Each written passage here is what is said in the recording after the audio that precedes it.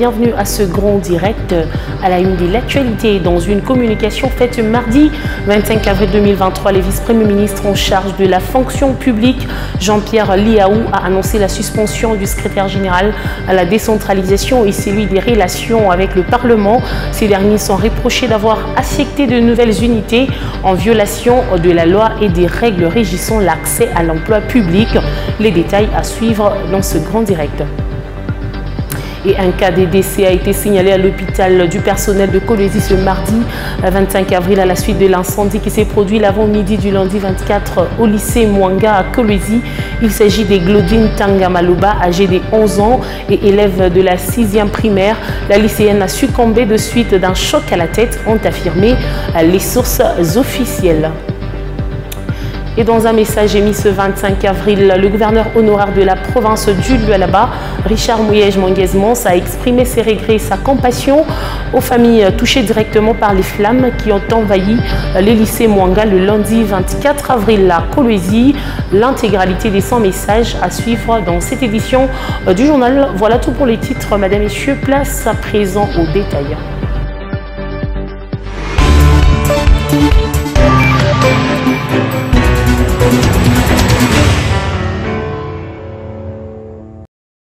L'information, c'est l'heure sur Mikba Télévision. Encore une fois, mesdames et messieurs, bienvenue à ce grand direct.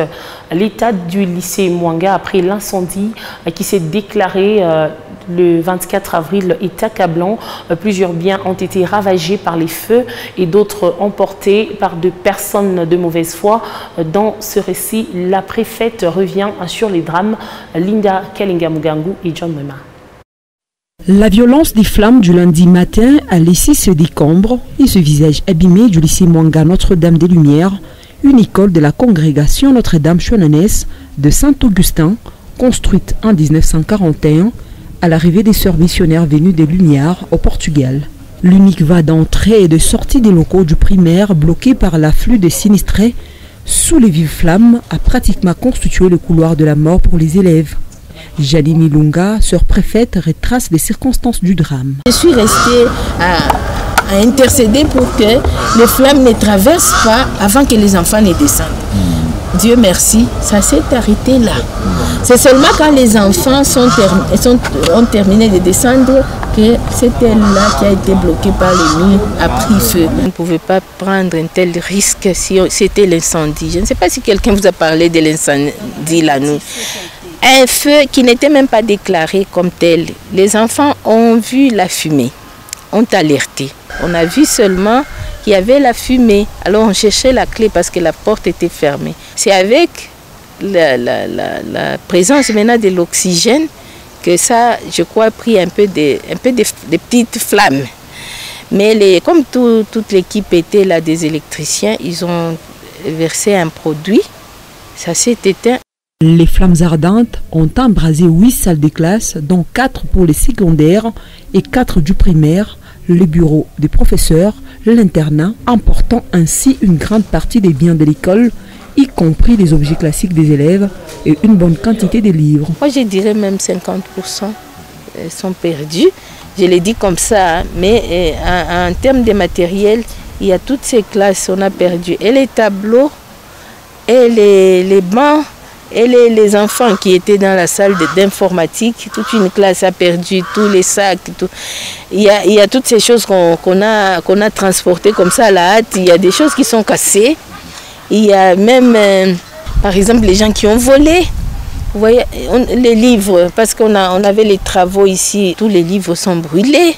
Donc on a perdu beaucoup qu'on ne sait pas évaluer aujourd'hui. Jusqu'à l'heure de notre tournage, la source de l'incendie reste non connue. Cette infrastructure, vieille d'au moins 80 ans, semble être très touchée par les effets du feu. La dernière réhabilitation faite par la congrégation Notre-Dame Chouananès date de 2022.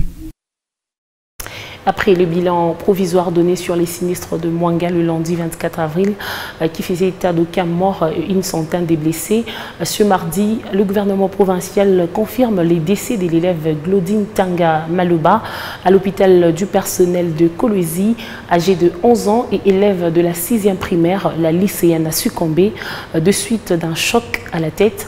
Suivez les ministres de l'Éducation et de la Santé qui confirment l'information dans cet extrait choisi par Dorsa Mouteba. Je ne peux que malheureusement confirmer cette triste nouvelle. C'est une fille de 11 ans, Tanga Malonga, qui nous a quittés. Tanga Maloba qui nous a quittés. C'est une fille de 11 ans, je l'ai dit, depuis hier à 20h. Malheureusement, nous regrettons. C'est arrivé, c'est Dieu lui-même qui a décidé autrement. Mais nous sommes de cœur avec la famille éprouvée. Alors, nous venons de dire ici que la prise en charge est intégrale. L'autorité provinciale a pris le taureau par les cornes.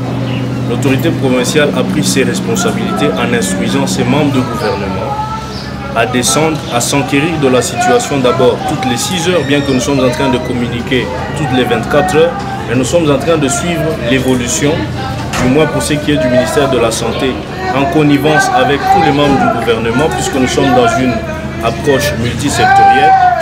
Nous sommes en train de communiquer et nous nous rassurons que non seulement il y aura accompagnement pour l'enterrement de notre fille, de la fille de Maman Fifi Masuka, de la fille de la République. Et non seulement nous serons là pour aller jusqu'à l'enterrement de notre fille, de notre lycéenne que nous sommes en train de pleurer jusqu'aujourd'hui. Tout bilan, surtout le bilan médical, c'est un bilan qui a toujours été évolutif. Loin de nous l'esprit de démagogie. Ce que nous vous présentons, nous avons dit que nous allons continuer à communiquer. Nous avions promis de communiquer. Hier, on a communiqué. À l'heure à laquelle nous avons communiqué, il n'y avait aucun décès.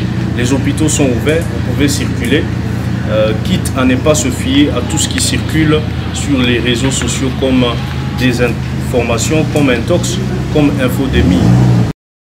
Préoccupé par l'incendie qui s'est déclaré au lycée Mwanga dans la matinée du lundi 24 avril 2023, l'Assemblée provinciale du Lualaba a, à travers un communiqué, présenté la situation de ces drames. C'est l'honorable rapporteur Gaston Mouchid qui l'a lu ce mardi 25 avril suivant. L'incendie qui s'est déclaré dans l'avant-midi du lundi 24 avril au lycée Mwanga, ravageant une grande partie du bâtiment de cette école réputée de la province du Lualaba, n'a pas laissé indifférent l'Assemblée provinciale du Lualaba. À cet effet, une réunion urgente a été convoquée afin de présenter la situation liée à ce drame. L'honorable rapporteur Gaston Mouchid a ainsi lu le communiqué relatif à cette réunion. L'Assemblée provinciale du Lualaba s'est réunie ce mardi 25 avril 2023 pour faire le point sur l'incendie qui s'est déclaré ce lundi 24 avril au lycée Mwanga dans la commune de Dilala. Ainsi, après recoupement des informations, descente sur le terrain, entretien avec l'exécutif provincial ainsi que les responsables des structures médicales ayant accueilli les accidentés, l'Assemblée provinciale du Lualaba porte à la connaissance de l'opinion tant nationale que locale qu'il a été enregistré 132 personnes blessées, outre d'importants dégâts matériels. Toutefois, l'Assemblée provinciale déplore le décès de l'élève Tanga Maloba Glodi de la 6e primaire de suite d'un traumatisme crânien, mort survenu dans la nuit de ce 24 avril à l'hôpital du personnel de la Gécamine Kolwezi. Elle présente ainsi ses vives condoléances à la famille de la disparue et s'associe à sa douleur en cette dure épreuve. Il convient de saluer ici le sens du devoir des secouristes bénévoles et volontaires sans l'intervention desquels ces bilans auraient pu être plus lourds n'eût été leur initiative courageuse et spontanée avec la mise en place de matelas ayant amorti la chute des élèves qui fouillaient le feu par le toit. En outre, 11 camions citernes anti-incendie ont été mis à contribution pour combattre le feu, traduisant ainsi la solidarité et la complémentarité des différents intervenants. L'Assemblée provinciale du Lualaba en appelle aux différentes instances impliquées pour faire rapidement la lumière sur les causes de cet incendie et invite instamment la population à ne pas se fier aux informations de la rue ni à celles distillées dans les réseaux sociaux en quête du sensationnel. Fait à Kolwezi le 25 avril 2023. Pour le bureau, honorable Gaston Mouchid, rapporteur. 44 patients complètement guéris et libérés et un cas de décès d'une lycéenne. C'est les bilans officiels actualisés rendus publics par le gouvernement provincial du Lualaba ce mardi 25 avril 2023. C'était à l'issue d'une réunion de crise présidée par le ministre provincial de l'Intérieur, Deouda Kapendawa Kapenda. Le contenu de la réunion a été rendu public par le ministre provincial de la Santé après la ronde effectuée dans les structures sanitaires où sont internés les 87 patients restants en mission officielle en dehors du pays. La gouverneure intérimaire du Lualaba s'est dite consternée par cette perte de vie. Fifi Masuka Saini a adressé un message de condoléances à la famille éprouvée. Suivez.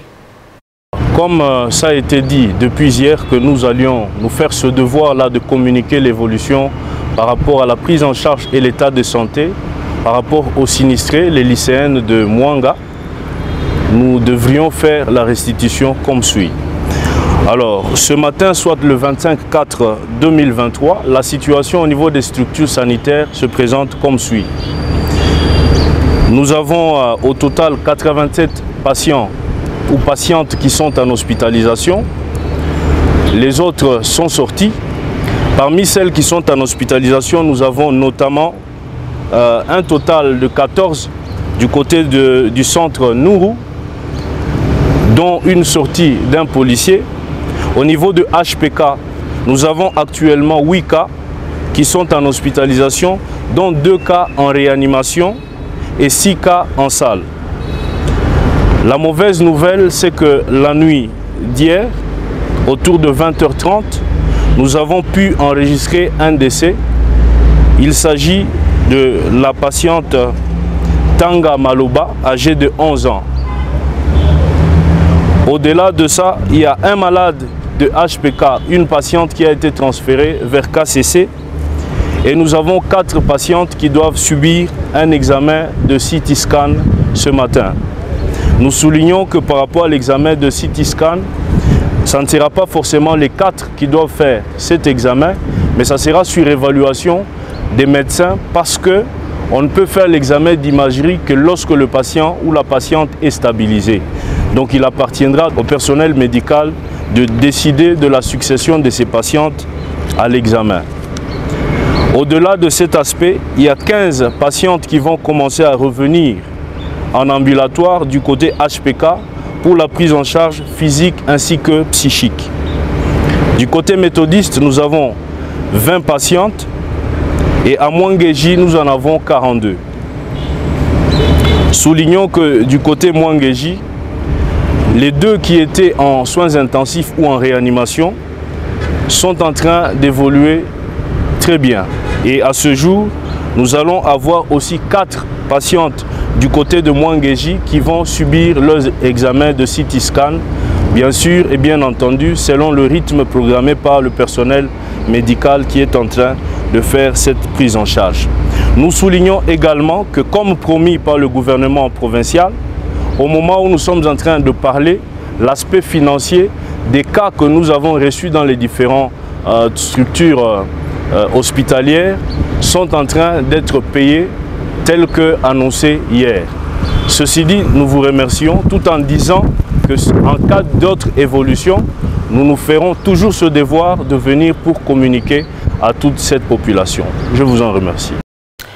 Toujours sur ces mêmes chapitres de l'incendie de Mwanga, les ministres provinciaux de l'éducation, de la santé et celle des affaires humanitaires ont échangé avec le représentant du directeur général de la SONAS sur l'assistance des victimes internées dans différentes structures sanitaires de la ville de Kolwezi.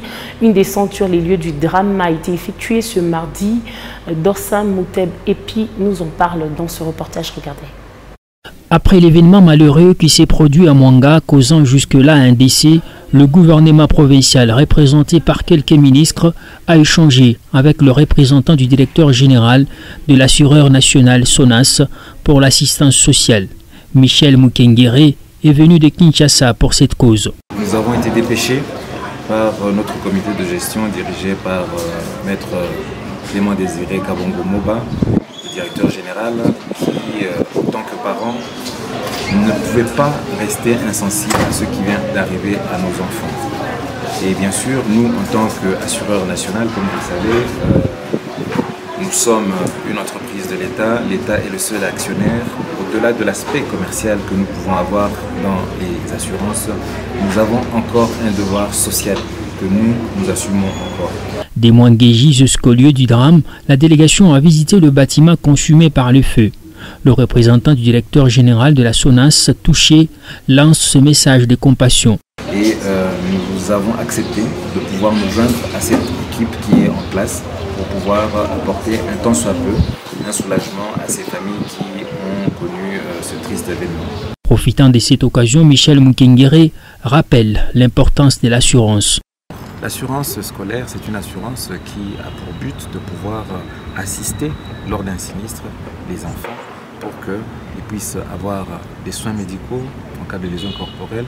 Nous allons même, en cas d'invalidité totale, engager un certain pécule pour que la famille puisse être réconfortée. Cette délégation était composée des ministres de l'Éducation, de la Santé et des Affaires humanitaires, mais aussi du directeur de la SONAS, agence d'écologie. Une assistance sociale aux victimes sera faite, a rassuré le conseiller juridique Michel Mukengere.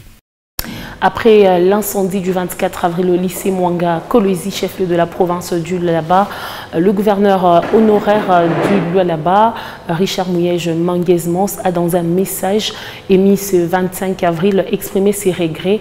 Richard Mouyej a dit compatir avec les victimes. Reportage.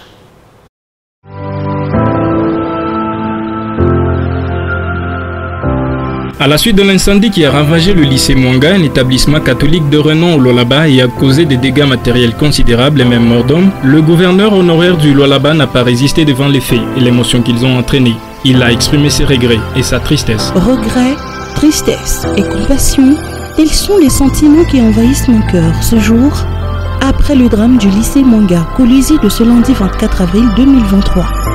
À défaut d'être à vos côtés, chers parents d'élèves, et responsable de l'école, pendant ce moment d'immense douleur que je partage, mon épouse et moi-même prions Dieu afin qu'il essuie vos larmes et qu'il vous fortifie. On est ensemble sous la protection divine. Richard Mouyej Manguez-Mons, gouverneur honoraire. Ce 25 avril, Gloudine Tanga, élève de 6e primaire, a succombé après une intervention chirurgicale au crâne. Richard Mouyej et son épouse ont dit compter sur Dieu pour fortifier toutes les victimes. Après cet incident malheureux, les parents et même les élèves s'interrogent sur l'évolution des cours, surtout que l'année scolaire est presque à la fin. Les responsables de cette école, en commun accord avec le comité des parents et les responsables des services techniques de l'enseignement, ont trouvé un jour pour la reprise des cours. Olivier Kavound nous signe ce reportage. Beaucoup de biens de valeur, comme de livres, de cahiers de préparation de cours, de pupitres et bien d'autres sont partis en feu lors de l'incident survenu dans l'avant-midi du lundi 24 avril. Quid de l'évolution des cours au lycée Mwanga? Les comités de parents, en collaboration avec le responsable de l'école et du secteur de l'enseignement, ont jugé bon de ne pas perdre beaucoup de temps, ont invité le parent à envoyer leurs enfants à l'école de ce jeudi 27 avril 2023 pour poursuivre le cours. Après ce qu'il y a eu comme problème du côté lycée Mwanga, nous en tant que parents, on s'est posé d'abord la question de savoir comment, qu'est-ce que nos enfants devraient être, car il reste, je ne sais, un mois pour que nous puissions arriver à la fin de l'année. Nous nous sommes dit qu'on devrait passer à l'école, leur poser la question de savoir ce qu'eux pensent, malgré ce qu'ils ont eu comme incident. En commun accord avec le professeur, nous avons pris la décision que les enfants puissent commencer les études tout au plus tard jeudi. Entre nous parents, avec ce qu'il y a eu comme incident, nous allons faire encore un effort pour préparer ces enfants-là, leur faire voir que malgré ce qu'il y a eu comme problème, nous sommes obligés de terminer l'année. quels sont les mécanismes qui seront mis en place pour récupérer les enfants psychologiquement? Le directeur provincial de l'éducation, Proved, parle de ce qui sera fait. Parmi les élèves, quoique elles sont traumatisées, mais nous nous sommes dit, nous avons mis une équipe de psychologues qui va commencer à moraliser les élèves. Et puis je pense le jeudi, vendredi, les activités doivent reprendre normalement. Visiblement, l'école a perdu plus ou moins 50% de ses bâtiments. Suite à ce même drame, notre rédaction s'est interrogée sur la gestion de bâtiments en vue de prévenir les sinistres et mieux les gérer à leur survenue.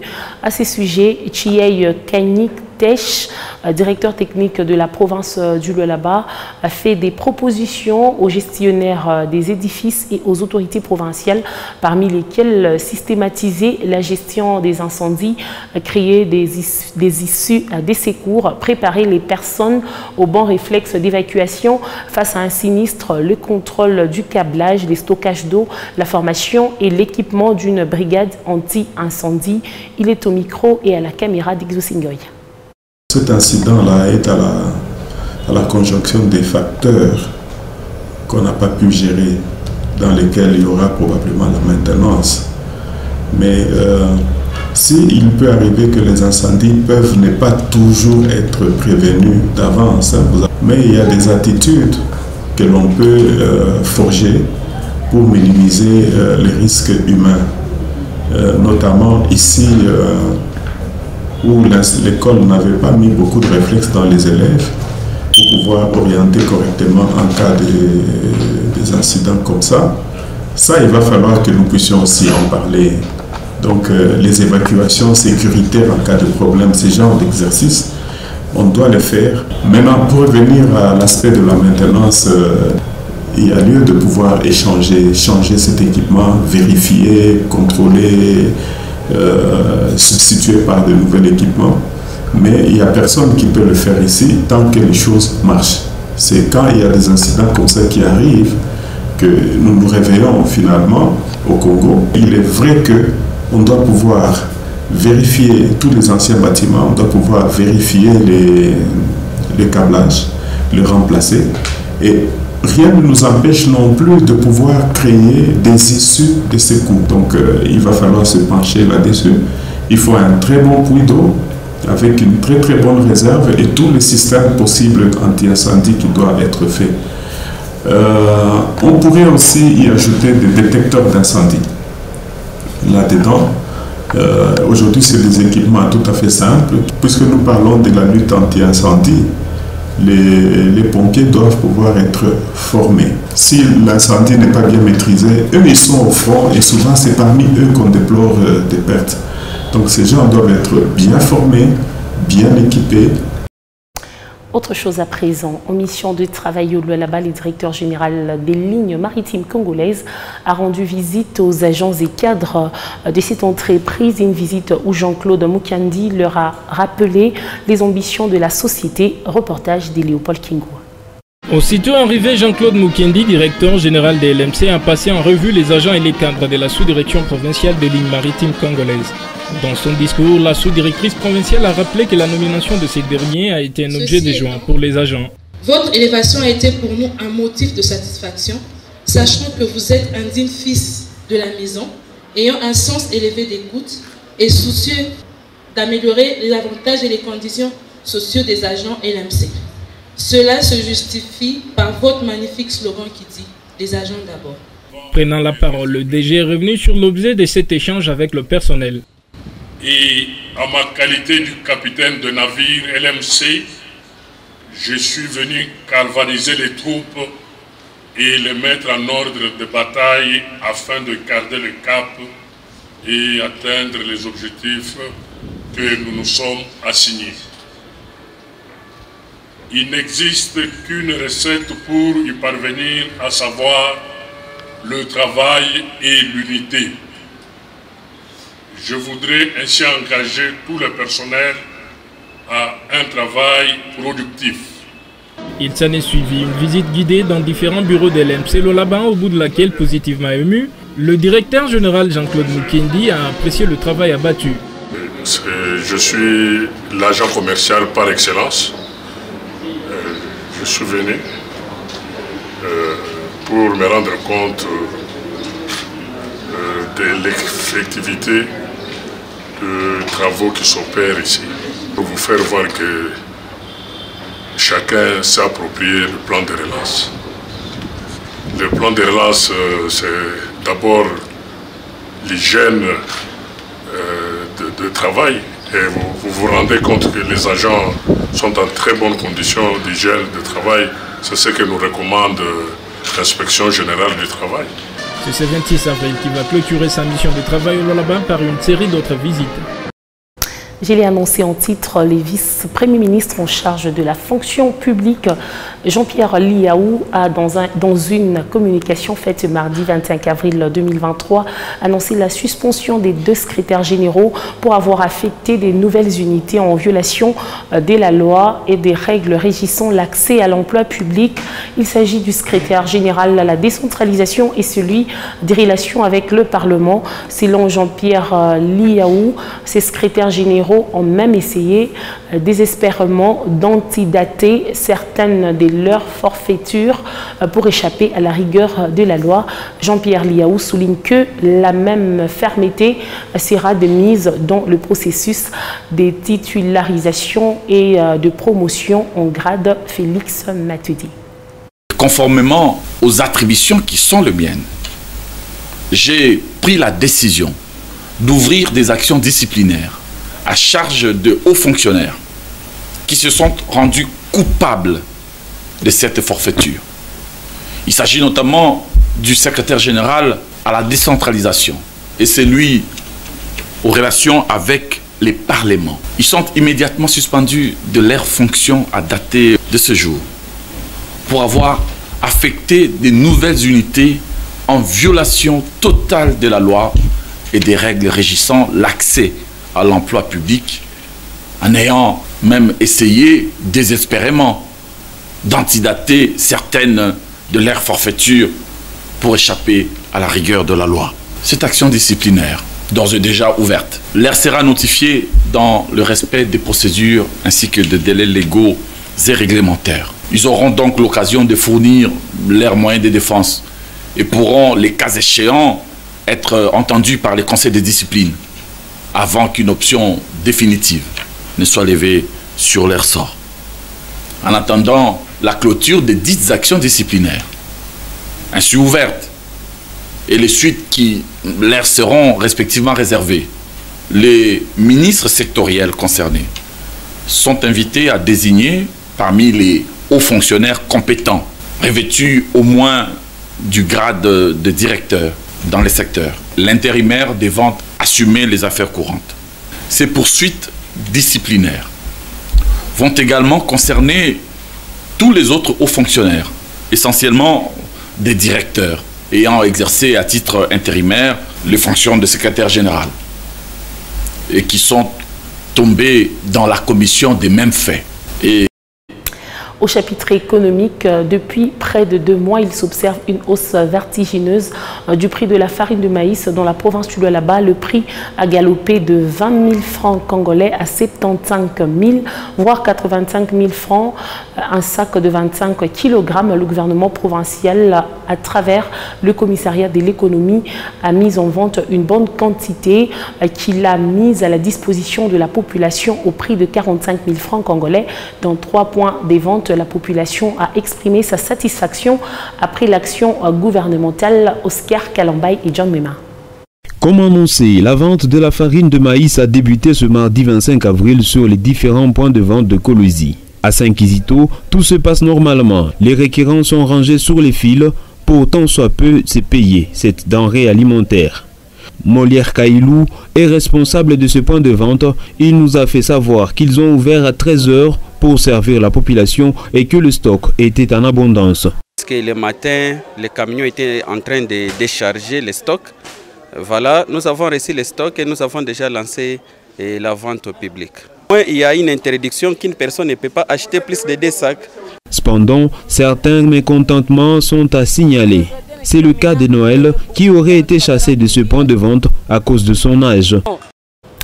Et ça sera tout pour ce grand direct d'aujourd'hui sur Micba Télévision. Madame, Messieurs, merci à vous de l'avoir regardé et suivi. Je vous retrouve demain à la même heure avec ce même et réel plaisir. Prenez soin de vous. Au revoir.